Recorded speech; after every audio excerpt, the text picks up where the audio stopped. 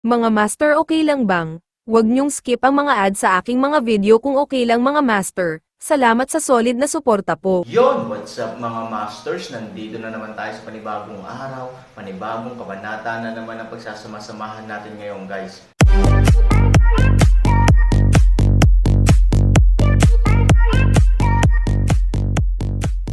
Bali mga masters, kung bago ka pa lang po sa aking YouTube channel, please click the subscribe button, lalong-lalo na po yung notification bell guys, para maging connected pa rin tayo sa isa't isa at maging updated kayo sa mga susunod ko pang video.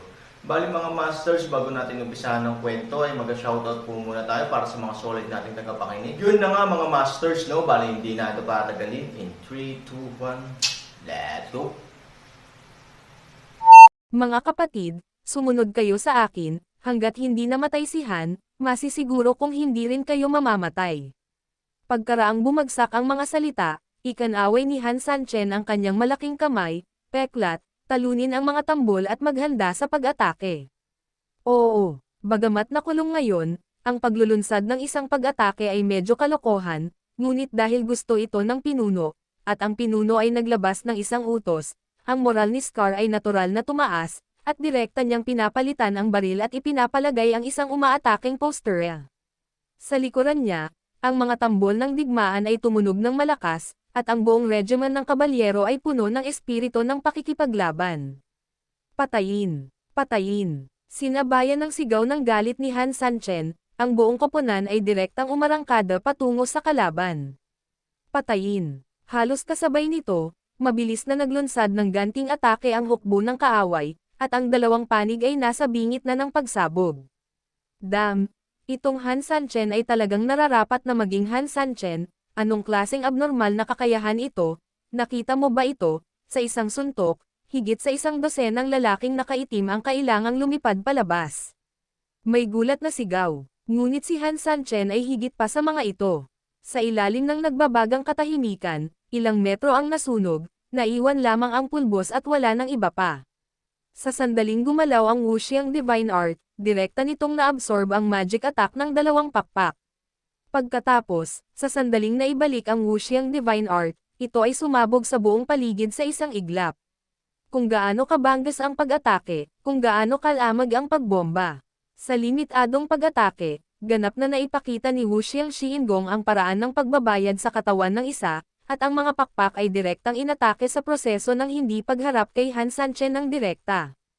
Ang Skyfire Moonwheel ay parang kaliwang braso at kanang braso ni Han Sanchen, parang dalawang lumilipad na espada na dumadaan, katawan at ulo lang ang pinaghihiwalay.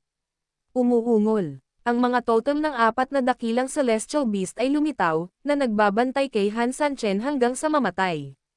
Ang higit na pinalaki ay ang Han Sanchen ay sadyang hindi napigilan ng ang pangopalakol ay umulan sa eksena. Damn it! It's bombed! It's bombed! It's too bombed! Itong Han Sanchen ay isang tao lang, pero talagang malakas siya para makatiis ng libu-libong tropa. Damn! I have seen masters, but I never seen such a crazy master. Oo, baliw na baliw si Han Sanchen, nakatayo siya doon, pero hinding-hindi ka lalapit sa kanya. Isa ka man, 10 tao, o 100 tao. Damn! Hit! Hit! Hit! Hit me hard! Sa pagtingin sa larangan ng digmaan mula sa isang ligtas na lugar sa frontline, hindi napigilan ng espesyal na sugo na sumigaw sa pagkabalisa. Ang 10,000 tropa, sa ilalim ng depensa ni Han Sanchen, naging hindi makagalaw ng 1 pulgada. Ano ba ang nagpabalisa sa ating espesyal na sugo? Nang matapos sumigaw ang espesyal na sugo, dahan-dahang dumating ang isang tawa. Sa pagbabalik tanaw, ibinaba ng espesyal na sugo ang kanyang ulo sa isang iglap. Napakamagalang, Elder, bakit ka nandito?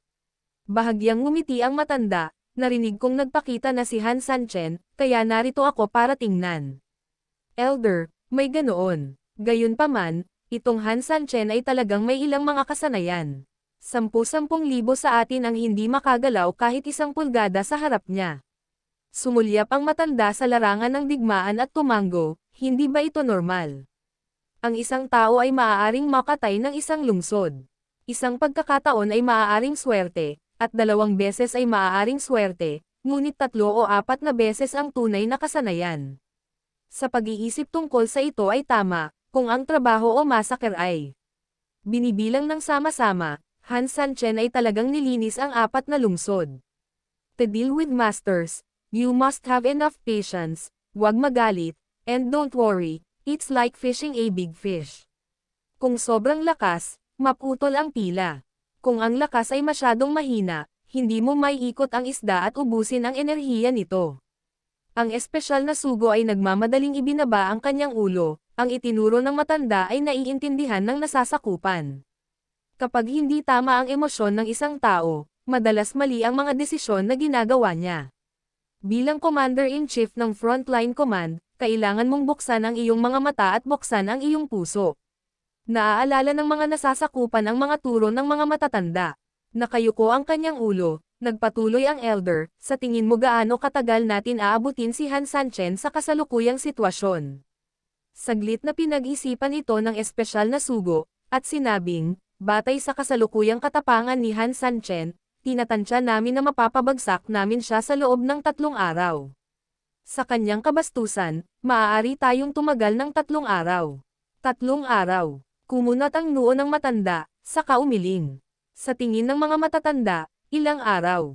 Oo, ang ibig bang sabihin ng elder na ang 3 araw ay sobrang tagal na. Sa katunayan, sa palagay ko, dapat ganoon din sa teorya.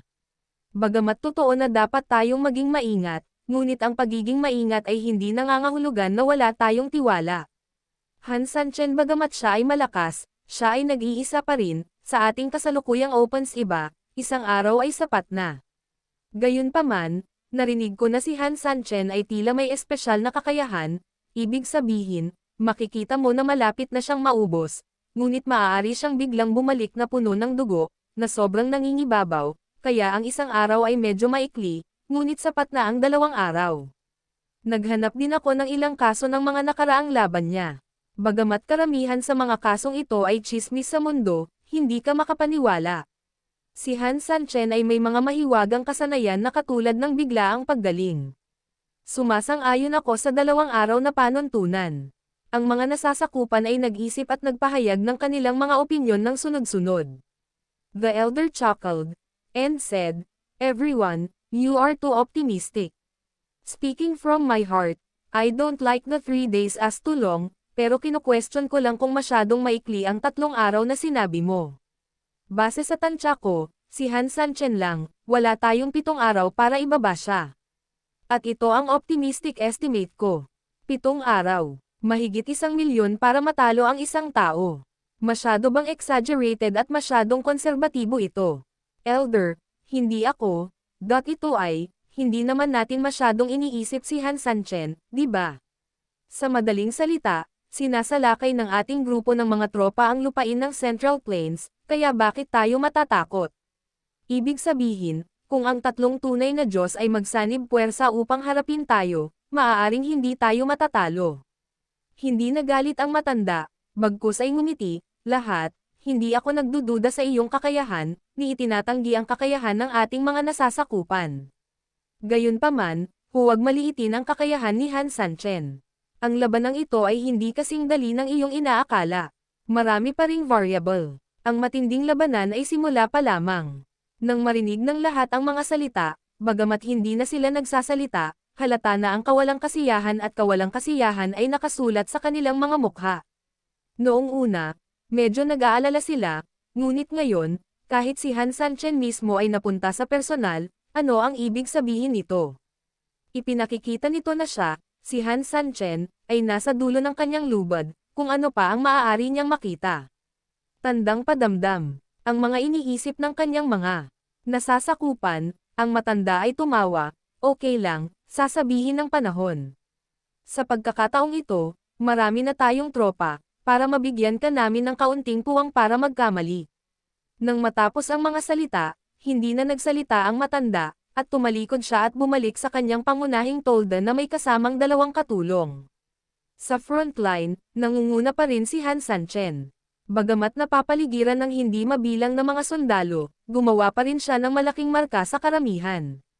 Kunin mo siya bilang pinuno, at ang rehimyento ng kabalyero bilang hulihan. Mabangis siyang lumaban, at walang makakalapit sa kanyang katawan ng kalahating metro. Napakatapang. Ang labanang ito ay isang sorpresa ngunit walang panganib. Hanggang dilim. Ang labanang ito ay talagang kahanga-hanga. Ang Han Sanchen na ito ay isang makajos na general. Umasa lamang siya sa kanyang sarili upang mapaglabanan ang epekto ng daan-daang libong tropa ng kaaway. Gusto ko siyang tawaging Godman. Ito ay talagang matapang at kamangha-manghang. Gayunpaman, sa kabila nito, ang sitwasyon ay hindi optimistiko. Noong nakaraan, sa kalagitnaan ng gabi, ang mga opens iba ng magkabilang panig ay hihina, at maaaring magkaroon pa ng tigil-tigilan, ngunit sa pagkakataong ito ay malabong mangyari. Tama. Dahil ang kaaway ay naglunsad ng pangkalahatang pag-atake, natural na hindi sila susuko hanggat hindi nila nakakamit ang kanilang layunin. Gaano katagal makakatagal si Han Sanchen? May mga rotation at break ang mga tao, ngunit wala. Ang gabing ito ay nakatakdang maging isang mahirap na gabi. Nag-alala ang mga manonood para kay Han Sanchen. Sinamantala ang yugto ng reshuffle ng kalaban, lumabas din si Scar sa oras na ito. Leader, ano ang gagawin natin sa gabi? Isa na namang araw ng laban, at pagod na ang magkapatid. Sa pagbabalik tanaw, talagang pagod na pagod ang mga kabalyerya. Kahit ay swing mo lang ang baril para pumatay ng tao, kailangan mo pa rin itong ayugoy gamit ang iyong mga kamay. Naturally, ito ay kumonsumo ng maraming enerhiya. Bagamat maraming mga sundalo ang nagtiis, nakikita pa rin ni Han Sanchen ang kanilang mga kamay na nanginginig kahit na wala silang hawak. Ito ay isang kalamnan spasm, na hindi maaaring sakop. Sinulyapan ni Han Sanchen ang lahat at sinabing, magpatuloy ayon sa plano kahapon. Ano, gusto mo bang mag-set up ng camp sa ganitong oras? Halos masuray-suray si Peklat at bumagsak sa lupa. Libu-libong tropa ng kaaway ang hindi kayang talunin siya hanggang mamatay, ngunit si Han Lei sa mga salita ni Han Sanchen ay maaaring hatiin siya ng pinaso sa loob at malambot sa labas, na hindi na mapigilan. Nakakabaliw na magtayo ng kampo kagabi, ngunit talagang may butil ng dahilan sa hindi pagkakaunawaan. Pagkatapos ng lahat, hindi naglunsad ng pag-atake ang kalaban. Pero iba ang gabing ito. Sa oras na ito, kahit na ang kalaban ay gumagawa ng mga pagsasaayos at pagpapalit, na isang panahon ng pagwawalang kilos ng pag-atake, mayroon pa ring libu-libong mga tao na patuloy na umaatake sa kanilang sariling panig. Sa madaling salita, ang gabing ito ay nakatakdang maging gabing walang tulog. Imposibleng isuko ng kalaban ang pag-atake at maging ligtas at maayos tulad kagabi. Kung kahapon ay iniunat niya ang kanyang leeg upang pumunta sa katawan ng kausap, ngayon, hinugot lang niya ang kutsilyo ng kausap at nilaslas ang sariling leeg. Kung tutuusin, pwede pang tumaya ang nauna sa iba na huwag putulin, pero iba ang huli, hindi man lang maaabala ang iba. Leader, anong pinagsasabi mo? Napatulala si Daoskar. Isang araw nang nakikipaglaban ang mga sundalo, at oras na para magpahinga at magtayo ng kampo. Naririnig mo ba ako? Malinaw na narinig ito ni Scar sa unang pagkakataon, ngunit, hindi niya talaga maintindihan. Leader, it's going on now, you let US set up camp. Are you kidding me? Sinabi ni Han Sanchen, sa tingin mo ba ay nagbibiro ako sa iyo? Speechless. Speechless talaga, siguradong hindi biro ang itsura ni Han Sanchen. Leader, tinatalo pa tayo ngayon ng kalaban, nagtayo tayo ng kampo sa ganitong oras, di ba? Kaya mo yan kung sasabihin mo sa akin ang dapat gawin. Paano na lang ang daming kalokohan, bakit hindi mo ako utusan na lumaban? Inilibot ni Han Sanchen ang kanyang mga mata sa Peklat. Naagrabyado si Scar, ngunit sa huli ay tumanggaw siya ng masunurin. Pagkatapos ay masunurin siyang nagnganga, at tumalikod upang utusan ang mga kabalyero, lahat ng magkakapatid ay sumusunod sa utos, magkampo kung nasaan sila. Ang mga sundalo ay hindi nang ahas na magpabeya. Bagamat maraming tao ang naguguluhan, masunurin lamang nilang sinundan ang nakita nilang pasaway sa Peklat. Pagkatapos, isang kakaibang eksena ang nangyari. Si Han Sanchen ay lumaban sa harap, ngunit isang grupo ng mga kabalyerya na ilang metro sa likuran niya ay direktang nagtayo ng tolda. Lahat ng nasa stand ay natulala. Anong klaseng operasyon ito? Kahapon ka lang nagtayo ng kampo, at nandito ka na naman ngayon. Hindi, tanga ba talaga ang tingin ni Han Sanchen sa kalaban? O tanga ba siya? Oo, kahapon was already risky enough, But today he repeats his tricks and wants to take risks. Kung ganito ang iniisip niya, tapos natatakot akong mawalan ng saysay ang wishful thinking niya. Naglunsad na ng pangkalahatang pag-atake ang kalaban. Paano siya mabibigyan ng oras para makapagpahinga? Tama, nilinaw ng kabilang partido na gusto nilang ibagsak sila ng sabay-sabay. Ang kasalukuyang tolda ay ganap na magiging libingan nila. Dahan-dahan ding tumayo si Luo Jin, mukhang naguguluhan sa grupo ng mga taong nagkampo sa larangan ng digmaan. Ano ang ginagawa ni Han Sanchen? Hindi kaya mabilis silang namatay. At gayon paman, mag-ulat, ang hukbo ng kaaway ay biglang nagtayo ng kampo sa harap ng Pormasayon, ganap na hindi pinapansin ang aming pag-atake, at hilingin sa espesyal na sugo na gumawa ng desisyon. Ano? Biglang tumayo ang sugo mula sa mesa. This damned Han Sanchen doesn't think much of US. He still set up camp at this time. Bakit? Sa tingin niya talaga natatakot tayo sa kanya. Ganito kagabi, at ganito ngayong gabi, larong bata. I suggest that the army should be assembled immediately. Hindi ba siya mahilig maglaro? We will play with him and send them to hell once. Inis, galit, si Han Sanchen, nagbigay sila ng sapat na paggalang kay Han Sanchen, ngunit hindi lamang ito ginawa ni Han Sanchen, ngunit itinuring din sila bilang mga rekomendasyong dayami. Walang katotohanan. Tama, ang pagkakaroon ng isang maluwalhating nakaraan ay talagang isang bagay na karapat-dapat na ipakita, ngunit matalino na palaging kilalanin ang katotohanan. Ang asong ito ay hindi pinapansin sa amin, kaya tinuturuan namin siya ng isang leksyon at direktang talunin sila ng mabibigat na tropa. Panipi, sumasang-ayon ako. Ang isang grupo ng mga tao ay galit na parang gusto nilang putulin kaagad si Han Sanchen. Sumimangot din ang espesyal na sugo, magpadala ng mga tropa para bugbugin ako ng husto. Oo, kinuha ng lalaki ang order at utteres na sana. Bigla, ang espesyal na sugo ay nagmamadaling sumigaw, maghintay. Huminto ang lalaki, lumingon at sinabing, hindi ko alam kung anong utos ng espesyal na sugo. Hindi nagsalita ang espesyal na sugo, bagkos ay nakakunot ang noo, kakaibang nakatingin sa mga kasamahan at subordinate na naruroon. Yun na nga mga masters, no? Bali panibagong kabanata na naman yung natapos natin ngayong gabi. Muli, maraming salamat po talaga sa walang sawang suporta po sa aking YouTube channel na talagang inaabangan nyo po ang bawat upload ko po. Bali mga masters, magkita-kita ulit po tayo bukas ng gabi at ngayon po ay magpapaalam po muna tayo. Bali mga masters, bye-bye!